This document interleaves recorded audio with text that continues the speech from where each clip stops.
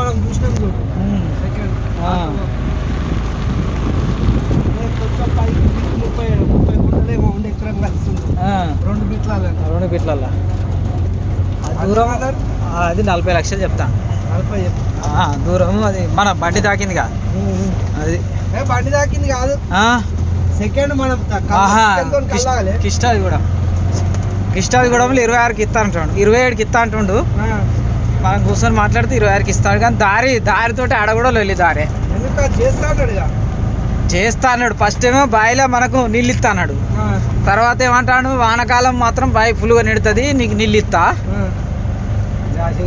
Washing నేను ఇయ్య. ఇదేం లెక్క మరి? ఇక అదేంది, అది అట్లా కరెక్ట్ కాదు కదా. బావిలో నువ్వు ఇచ్చేసేయి అంటే చిలక లెక్కనే పడుతుంది. ఇక బావి లేదుగా, చిలక లెక్కలు ఇచ్చేసి 25కి ఇచ్చేయని నేను అన్నా. నీళ్ళుంటే వేరే రేటు, నీళ్ళు లేకపోతే వేరే రేటు.